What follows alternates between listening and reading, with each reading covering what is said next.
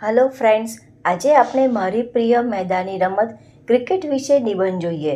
આપણા દેશમાં ક્રિકેટની રમત એટલી બધી લોકપ્રિય થઈ ગઈ છે કે ક્રિકેટ રમતોનો રાજા ગણાય છે। બાળકો ક્રિકેટ સિવાયની રમતોને ભૂલી ગયા છે। ક્રિકેટ એ મારી સૌથી પ્રિય મેદાની રમત છે, કારણ કે ક્રિકેટ માત્ર એક રમત નથી, પણ મારા માટે આનંદ અને ફિટનેસનું સાધન છે।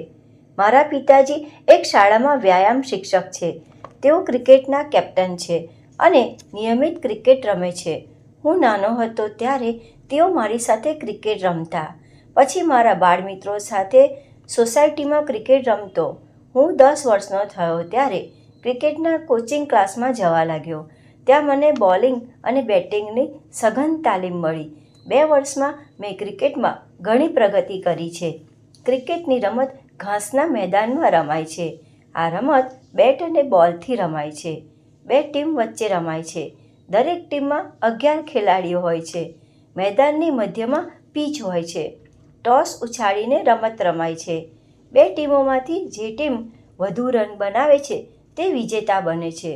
હું દરરોજ સવારે મિત્રો સાથે ક્રિકેટ રમું છું। દર રવિવારે અમે મેચનું આયોજન કરીએ છીએ। હું મારી શાળાની ક્રિકેટ ટીમનો કેપ્ટન છું।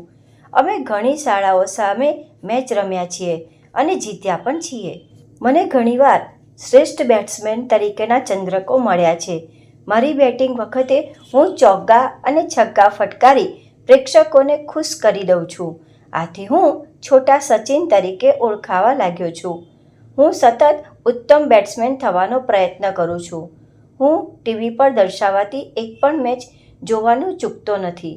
સમાચાર પત્રોમાં આવતા ક્રિકેટ અંગેના લેખો અને ફોટાઓનો સંગ્રહ કરું છું।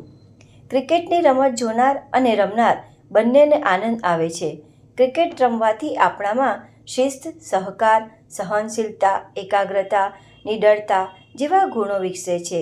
આપણામાં ખેલદિલની ભાવના જાગે છે। સાચો ક્રિકેટર હારથી કદી હતાશ થતો નથી। ક્રિકેટની ટીમમાં પસંદગી થતાં દેશ વિદેશનો પ્રવાસ ખેડવા મળે છે અને નામની સાથે અઢળક દામ પણ મળે છે। મને વિશ્વાસ છે કે મારો ક્રિકેટ માટેનો લગાવ અને મારી મહેનત મને એક દિવસ જરૂર સફળતાના શિખરે પહોંચાડશે।